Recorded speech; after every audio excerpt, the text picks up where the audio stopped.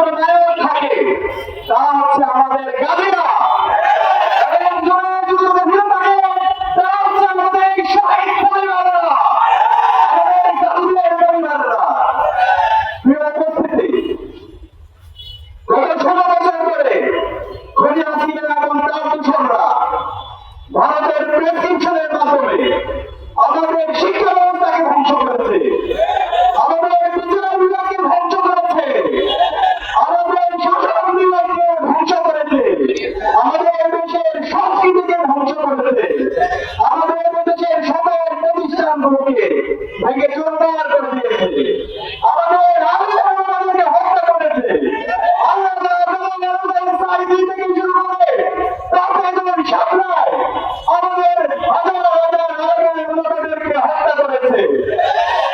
5 জুলাই 26 জুলাই 2024 সালে জুলাই বিপ্লবের মাধ্যমে আমাদের শহীদ ত্যাগের মাধ্যমে আজকে আমরা নতুন বাংলাদেশ পেয়েছি।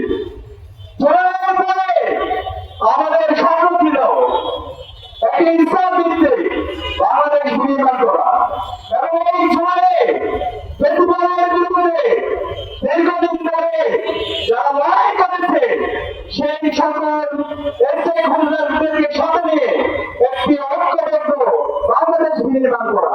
কিন্তু আমরা দেখতে পাচ্ছি সে রক্তকে নির্দিষ্ট করেছে। কার্ফিউ জারি করা হয়েছিল, ইন্টারনেট ব্লক করা হয়েছিল, সেই সময়ে ঢাকার যাত্রাবাড়ি, বীরপুর, রামপুরা, ঢাকাসহ সারা দেশে বিপ্লবী জনতা রাস্তায় নেমেছিল। তারা স্লোগান দিয়েছিল,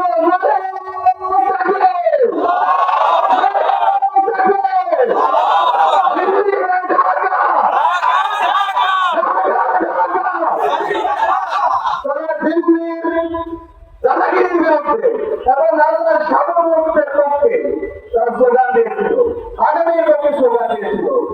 আমরা দেখতে পেয়েছি আমাদের যাত্রাবাড়িতে আমাদের কর্মী এবং আগের মাদ্রাসার শত শত শিক্ষার্থী তারা শহীদ হয়েছে, শত শত শ্রমিকরা তারা জীবন দিয়েছে।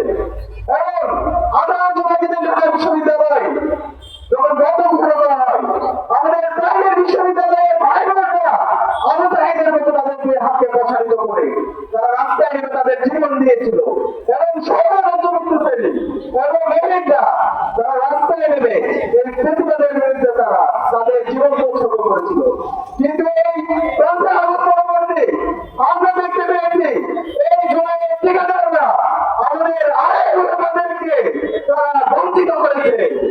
আমাদের যারা প্রাইভেট বিশ্ববিদ্যালয়ের ভাই বোনরা ছিল তাদেরকে বিভিন্নভাবে বঞ্চিত করেছে, এবং সৌরভ্য শ্রেণী এবং তাদের যে মতামত দেওয়া দরকার ছিল তাদেরকে বঞ্চিত করেছে, এবং এই মাধ্যমে একটি ঐক্য তৈরি হয়েছে।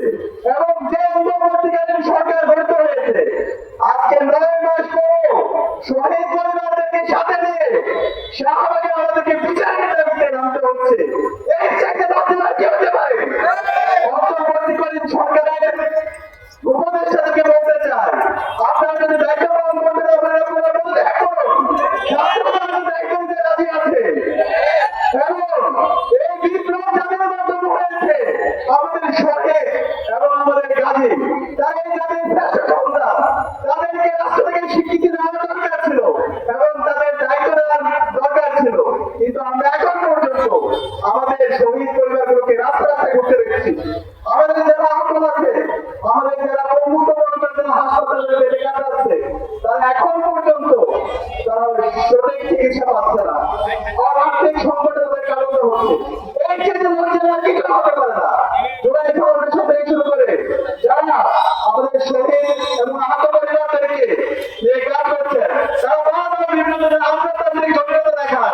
আরে কিসের আন্তর্জাতিক জটিলতা? রাস্তায় কি টাকা হইতে আমরা দাঁড়িয়ে থাকবো?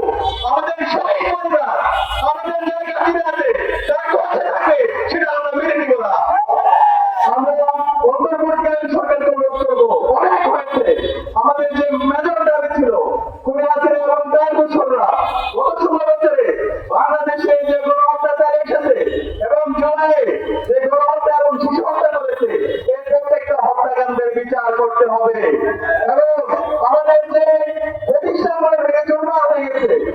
প্রতিষ্ঠানকে নতুন ভাবে